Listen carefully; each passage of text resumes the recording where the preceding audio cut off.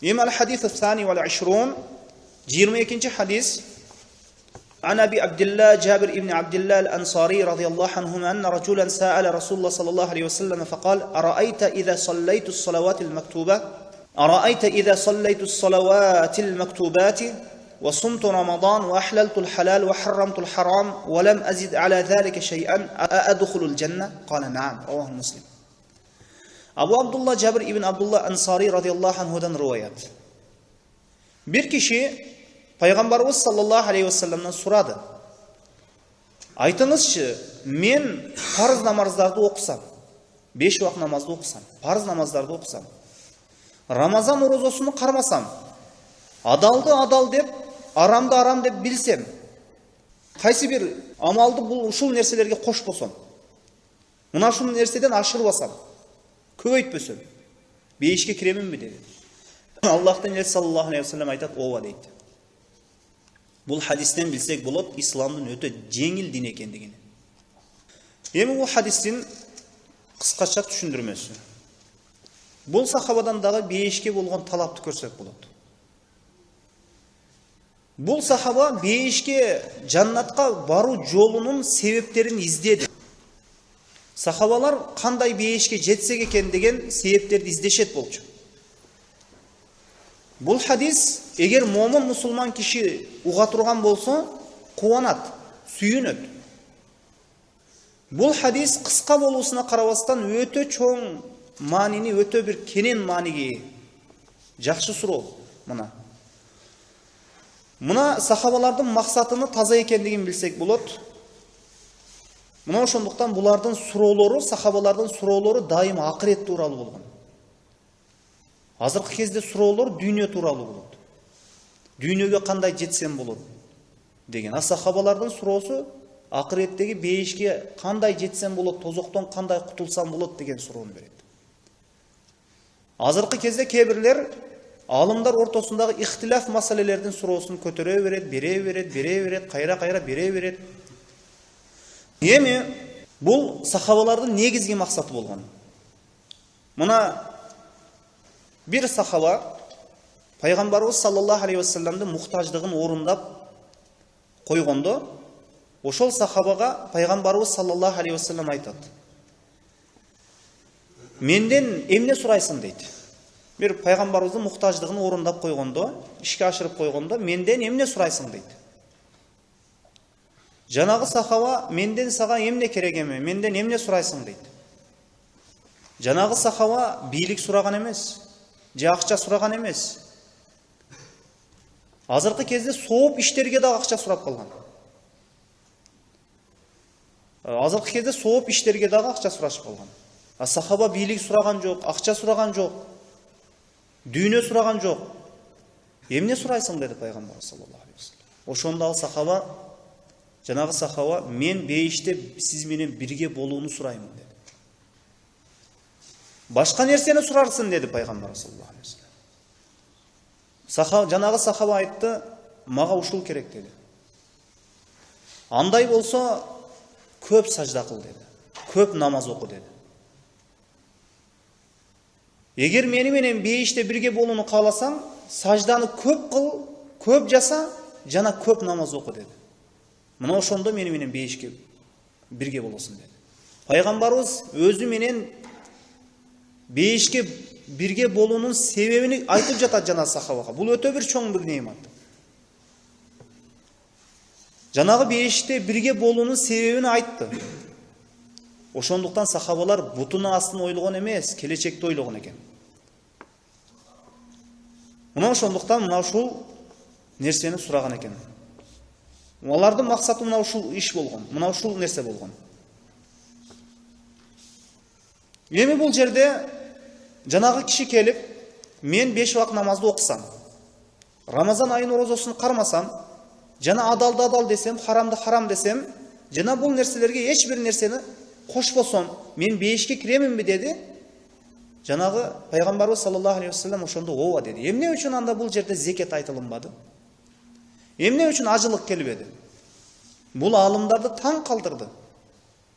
Эмне үчүн зекетти сурабады? Эмне үчүн ажылык айтылынбады? Ажылык зекет тууралуу айтылынбады. Өтө таң калыштуу нерсе.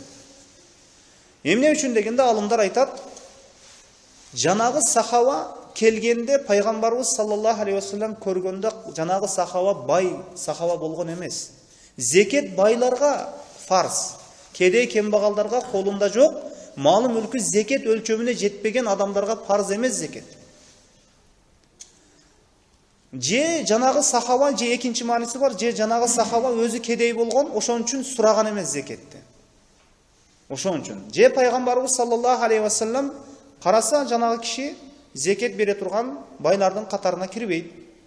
Жанагы жөнөкөй бир кедей, же жөнөкөй бир адам. Мына ошон үчүн зекет айтылган жок.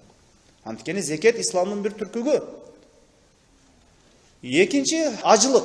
Эмне үчүн ажылык айтылынбады? Ажылык ал кезде парз боло элек болчу. Парз боло элек болчу. Анткени ажылык деген нерсе пенденин өмүрүндө бир эле жолу парз. Бир эле жолу ажылык кылып койсо болду. Колунда бар инсан, мусулман, жашоосунда бир эле жолу ажылык кылса болду. Эми зекет дагы ар кимге парз эмес. Байларга, колунда бар адамдарга парз. Ажылык дагы колунда бар адамдарга парз. А намаз болсо ар бир мусулман эркек жана мусулман аялга балагатка жеткен акылы жайында жинде эмес, мусулман эркекке жана мусулман аялга парз.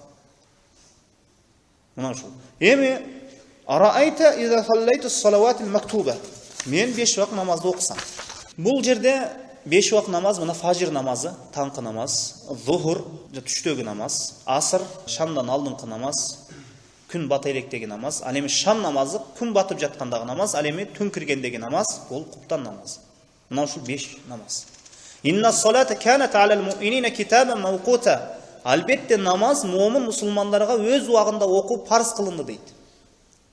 Намазды өз убагында окуу парз. 5 вакыт намазды өз убагында мына ошондуктан окуш керек. 5 вакыт намаз парз. Эми васумту рамадан, орозону кармасам деди. Таң эртеден баштап күн батканга чейин аялына жакындык кылуудан, же ичүүдөн тыйылат. Аялына жакындап коюудан жана ошондой эле же ичүүдөн тыйылат күн эрте таңдан күн батканга чейин. Ва ахлалтул халала ва харрамтул харам. Адалды адал десем, харамды харам десем дейт. Эми эмне үчүн Аллах Таала бизге адалды адал кылып берди, харамды харам кылып берди? Бул деле биз үчүн сыноо. Мисал үчүн адал нерсе болуп, арам нерсе болбосо сыноо болбойт да. Арам нерсе болуп, адал нерсе болбосо сыноо болбойт. Адал нерсе болуп, арам нерсе болбосо анда да сыноо болбойт. Сыноо качан болот? Адалда болуп, харамда болгондо анан сыноо болот. Мына ушул Аллах адал кылган нерсе биздин дүйнө жана акыретибизге пайдасы бар. Ден соолугубузга пайдасы бар. Арам нерсенин зыяны бар. Аракты Аллах Таала арам кылган. Чочкон этин арам кылган. Бул нерседе биздин ден соолугубуз үчүн дагы жана ошондой эле дүйнө жана акыретибиз үчүн дагы зыян бар. Муну Аллах Таала Кур'ан-ы Каримде айтат: "Я айюхаллазина аману ла тухарримут таййибат ма халаллаху лакум ва ла татта'таду. Инналлаха ла юхиббул му'тадин." О Аллах Таалага иман келтиргендер, мен силерге адал кылып берген нерселерди өзүңөргө арам кылып албагыла. Ва ла ta'таду, чектен чыкпагыла. Аллах Таала чектен чыккан адамдарды сүйбөйт дейт. Мисал үчүн Аллах Таала аракты Аллах харам деген, чочкон этин харам деген, ким муну чыгып бул нерсе адал десе, ал капыр болот. Ал исламдан чыгып кетет. Мына Кур'ан-ы Каримде айтат: "Ва ла тaqulu lima tasifu alsinatukumul kadhiba hada halal wa hada haramun litaftaru ala Allahil kadhiba." Силер өзүңөрдүн тилиңер менен бул нерсе арам, бул нерсе адал деп айта бербегиле. Мындай айта турган болсоңор, силер бул сөзүңөр менен Аллахка жалган жапкан болосуңар дейт. Мына ошондуктан эч кимдин укугу жок бир нерсени арам деп айтууга жана бир нерсени адал деп айтууга. Адал, арам нерсе Кур'ан-ы Каримде жана пайгамбарыбыздын сүннөтүндө ачык баяндалып коюлган. Харам нерселер бармак менен санагандай. Белгилүү эле. Адал нерселердин чеги жок. Эми вала мазид ала залика шей адхулул жанна кала на. Ушул нерселерди көбөйтпөсөм, кошпосом, мен бешке киременби деди, ооба деди. Эми динибиз ушунчалык жеңил, инна дина юсрун дейт. Дин жеңил дейт. Мына пайгамбарыбыз саллаллаху алейхи вассалам. Эми жеңил десе, муну кээ бирлерге Аллах арам кылган нерселерден кайт, бул арам десең, кой сен динди өтө оор көрсөтүп жибердиң. Дил жеңил го. Не чылым тартпа. Бул ислам дининде арам. Кой тууган, ташта муну. Дүйнө жана акыретиңе зыян. Ден соолугуң үчүн зыян. Сен өзүңдү өзүң акырындап өлтүрүп жатасың десең, жок тууган, сен динди оорлотуп жибердиң. Бул макру боло берет дейт. Эми динибиз жеңил. Аллах динди өтө бизге жеңил кылып берген. Мына ошондуктан момун киши важиптерди жасап, арам нерселерден алыс болуш керек. Эми исламда момун мусулмандар 3кө бөлүнөт. Жакшы угуп туруңуз. Момун мусулмандар 3кө бөлүнөт. Мына ушул 3 топ бейишке кирет. Мына ушул 3 топ, 3 түрдүү инсан бейишке кирет. Бул аятта айтылган, Кур'ани Керимде айтылган. Мына далил. قال الله تعالى ثم أورثنا الكتاب الذين اصطفينا من عبادنا فمنهم ظالم لنفسه ومنهم مقتصد ومنهم سابق بالخيرات بإذن الله ذلك هو الفضل الكبير جنات عدن يدخلونها. Ahli tawhid, Allah'a şirk keltirбеген, Allah'a gana sıyıngan adamlar 3 topqa bölünөт. Muvahhidler 3 topqa bölünöt. Biz alarga kitepti muras kılıp berdik deydi Kur'an-ı Kerim'de. Mına ошол pendeleribizdin içinde mına faminhum zalimun li nefsih. Özüne zulüm kılganları var deydi. Bul birinci top. Ekincisi muktasitler var. Ekinci top. Üçüncüsü sabiqun bil hayrat. Üçüncüsü bul. Üçüncü sabiqun bil hayratlar var deydi. Yemin. Zalimun li nefsih. Özüne zulüm kılganlar kimdir bular? Bular ahli tawhid, muvahhiddir. Zalimun li nefsih, bul Allah'a kafir bolgan emes bular. Allah'a şerik keltirgen emes. Vaciplerdi taştap, kebir aram nerselerdi jasap koygun. Vaciplerden kebirini taştap, aram nerselerdi jasap koygun. Birok Allah'a şirk keltirgen emes. Oşonduktan özlerine zulüm kılganlar dedi. Allah'a şirk keltirgen emes, çoğun күнөөлөрдү жасап койгон. Булар өздөрүнө зулум кылгандар. Булар залимун ли нефси, биринчи топтогу адамдар. Бирок булар ыйманы, булардын ыйманы ширк менен аралашкан эмес. Çoğun күнөөнү жасап койгон. Эми буларды Аллах кааласа кечирет, кааласа азаптайт. Булардын тозокко кирип калуу коркунучу бар. Булар тозокко киргенден кийин дагы түбөлүккө калып кетпейт. Тозокко киргенден кийин түбөлүккө калып кетпейт. Бирок тозокко киргенден кийин ал канча убакыттан кийин чыгат эми ал жерде.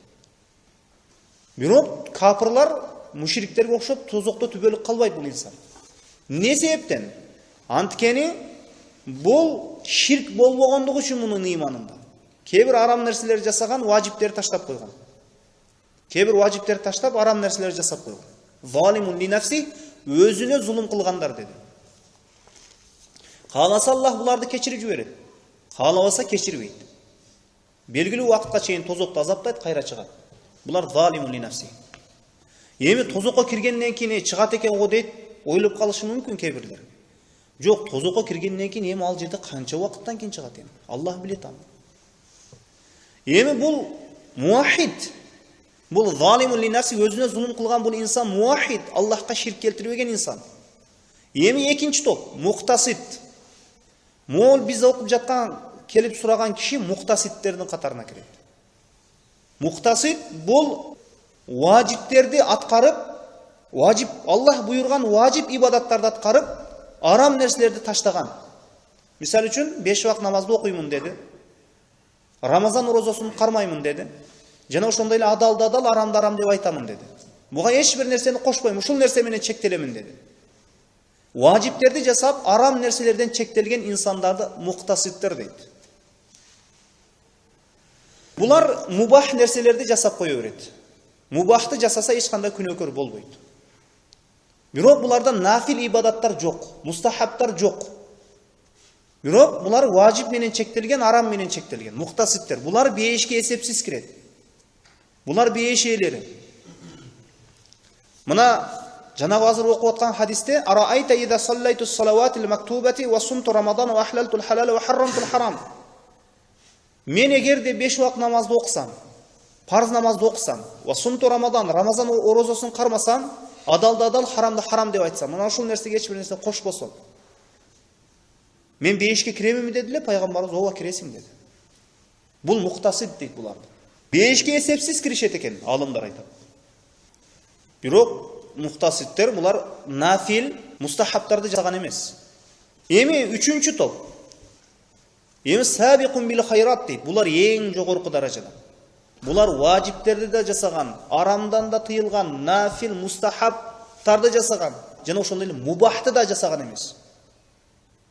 Анткен мубахты жасай берсе акырында макрухка алып барат, макрух харамга алып өтүп коет.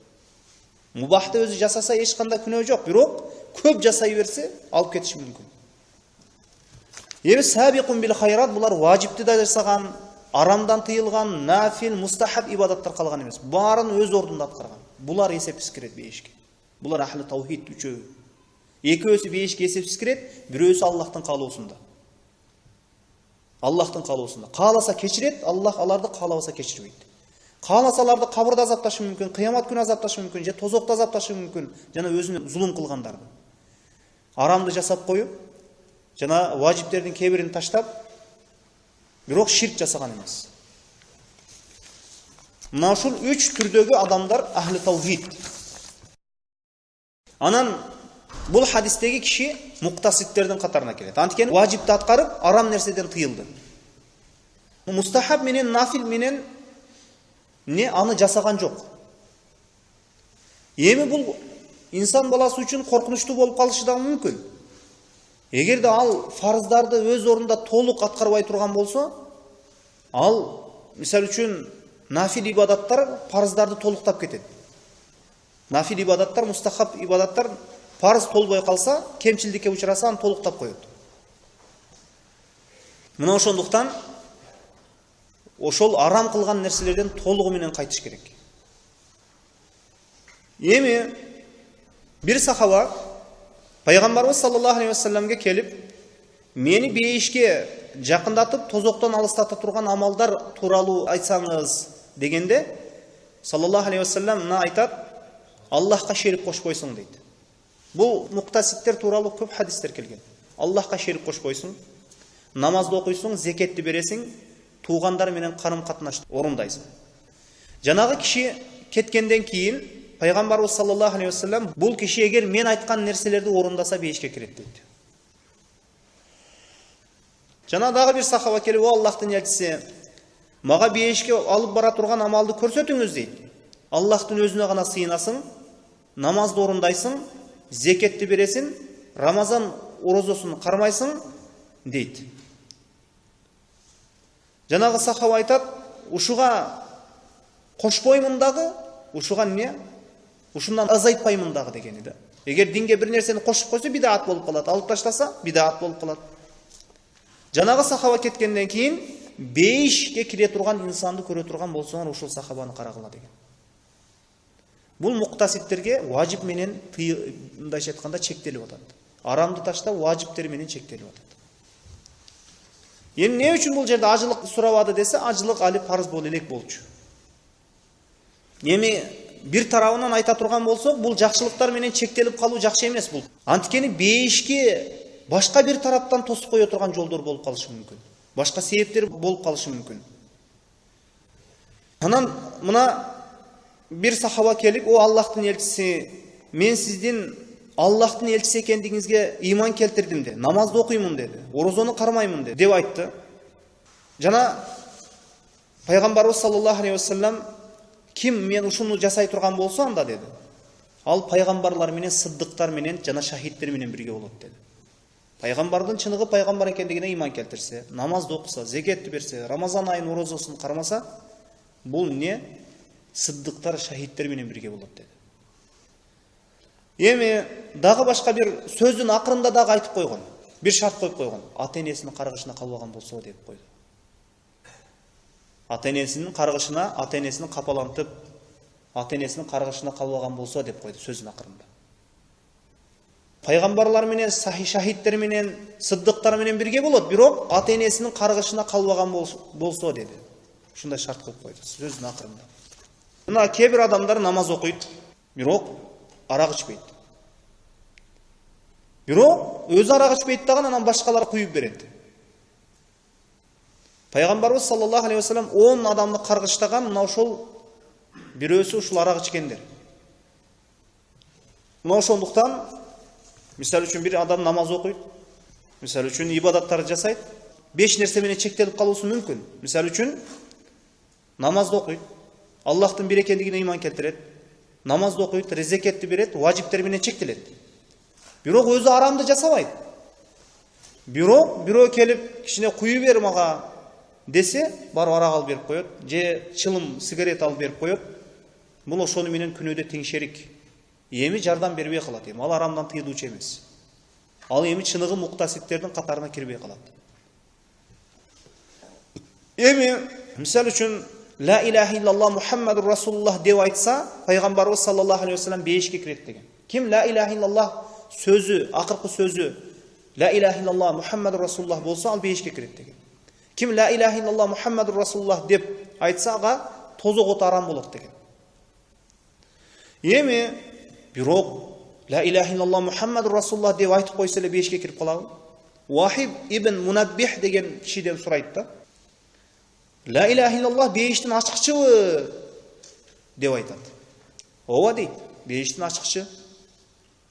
Бирок дейт ал киши айтат, ал ачкычтын өзүнүн тиштери болот дейт. Ачкычтын тиштери болгону сыяктуу эле ла илаха иллаллах сөзүнүн шарттары бар, түркүктөрү бар дейт. Жөн эле айтып койсоңуз бейишке кире бербейсиң. Ошол шарттарына, түркүктөрүнө амал кылсаң анан киресиң. Мына ошондуктан ошол ачкычтын тиштери эмне? Куран сүннөт. Ошону менен келсе ачылат. Аллах разы болгон иштерди жасап келсе ачылат. Анан ла илаха иллаллах Мухаммадур Расулуллах деп айтып алып, жалгандан алыс болбосо, илим албаса, намаз окубаса, орозо тутпаса, ал инсанга эч качан бейиш эшиги ачылбайт. Жаннат ачылбайт ал инсанга эч качан. Ошол бейиштин ачкычы бар, бирок анын тиштери бар. Ла илаха иллаллах бул ачкыч, бирок анын тиштери бар, шарттары бар. Бул ла илаха иллаллахтын мына 7 шарты бар. Кээ бир алымдар 1 шарт коюп 8 шарты бар, 2 түркүгү бар. Мына ушуларды өз ордунда орундаса гана бейишке кирет. Эми жанагы ла илаха иллаллах Мухаммадур Расулуллах деп айтып намаз окубаган, ла илаха иллаллах шартында ылайык жашабаган, орозо тутпаган инсандар, алар кыямат күнү жанагы ачкычы бар колунда, бирок анын тиши жок. Мисал үчүн бул эшик. Ага тиши жок ачкыч менен келсеңиз ачылбайт да. Сөзсүз тиши болуш керек. Мына ошондуктан сөзсүз ла илаха иллаллах Мухаммадур Расулуллах деп айткандан кийин анын амал талап кылынат эми ошол инсандан. Ошол инсан ла илаха иллаллахтын шарттарына амал кылуус керек. Ал эми шайтан болсо дайым азгыруу менен алек. Мына Аллах Таала Кур'ан-ы Керимде айтат: "Алам ахади илейкум я бани Адам алла та'буду шайтан иннаху лакум адуввун мубин." О адам баласы, мен силерге айтпадым беле? Мен силерге уада бербедим беле? Айтпадым беле? Шайтанга сыйынбагыла деп айтпадым беле? Иннаху лакум адуввун мубин. Ал силерге ачыктан ачык душман дейт. Шайтан адам баласынын душманы. Мына ошондуктан ла илаха иллаллахты тил менен айтып, жүрөк менен ырасташ керек. Кээ бир адашкандар бар, алар кандай дейт? Биз Аллахка ибадат кылганда коркуу менен жана ошондой эле үмүт менен ибадат кылбайбыз дейт. Биз Аллахтын тозок отунан коркпойбуз. Андан үмүт кылбайбыз, биз Аллахты жакшы көргөндүктөн ибадат кылабыз дейт. Бул адашуу. Мына Кур'ан-ы Керимде өтө көп аяттар бар. Жүрөктөгү ибадат 3 түрдүү болот. Мисал үчүн сүйүү, жакшы көрүү, сүйүү. Экинчиси бул коркуу, мына үмүт. Мына Фатиха сүрөсүндө бар. Алхамдулиллахи раббил аламин. Бүткүл аламдардын Раббиси Аллах, бүткүл аламдардын Раббисине мактоолор болсун. Бардык мактоолор ага таандык. Бул сүйүү, жакшы көрүү. Ар-Рахманур Рахим, үмүт. Малики яумиддин, кыямат күнүнүн падышасы. Бул коркуу. А булар болсо, биз жакшы көрүү менен эле ибадат кылабыз. Коркуунун үмүттү кереги жок бул бизге дейт. Мына ушинтип булар башкаларды дагы адаштырышат. Мына Кур'ан-ы Каримде аяттар келген. Биз анын азабынан коркуп, ырайымынан үмүт кылган абалда ибадат кылабыз дейт. Аны жакшы көрүп, анын ырайымынан үмүт кылып, азабынан коркуп ибадат кылабыз дейт. Кебирлер бар, о Аллахым деп дуа кылышат алар, мени тозокто канча күйдүрсөң күйдүргүн, мага бир эле жүзүңдү көрсөтсөң болду дейт. Бул не дегендик бул? Мени канча күйдүрсөң күйдүр тозогуңда, бирок мага бир эле жүзүңдү көрсөтсөң болду дейт. Кээ бир суфилер мына ушундай ишенимде. Мына ошондуктан бул Кур'ан жана сүннөткө өтө каршы келген бир ишеним. Мына ошондуктан Кур'ан-ы Карим мына ибадаттын 3 түркүгү бар: сүйүү, коркуу, үмүт. Эмне үчүн намаз окуйсуң? Аллахты жакшы көргөндөн, анын азабынан корккондон, бейишинен үмүт кылгандан окуйбуз да. Эмне үчүн араза кармайт? Аллахтын азабынан коркуп, аны жакшы көрүп, андан үмүт кылып, мына ушул 3 түркүктүн негизинде болот ибадат. Мына ошондуктан мына уламалар айтат эми. Аллахка сүйүү менен гана ибадат кылса, сүйүү менен гана ибадат кылып, коркуу, үмүт жок десе, бул зындык дейт. Зындык деген ахмак деген. Мындайча айтканда баш иштебеген ахмак дегени да. Сүйүү менен ибадат кылабыз, коркуу, үмүт кереги жок дейт. Булар зындыктар дейт. Экинчиси, үмүт гана бар, коркуу, сүйүү жок. Үмүт менен гана ибадат кылса, ал муржи дейт. Муржиялар дейт. Эми үчүнчүсү, коркуу менен гана ибадат кылат, сүйүү жана үмүт жок. Булар харурилер дейт. Харурилер ким? Хавариждер, такфирлер мына ушулар. Ал эми сүйүү, коркуу, үмүт бул ахли сунна вал жамаанын жолу. Ушул эрежени жакшы билип алыңыздар. Бул ал-хадису сани вал 20 22-хадис.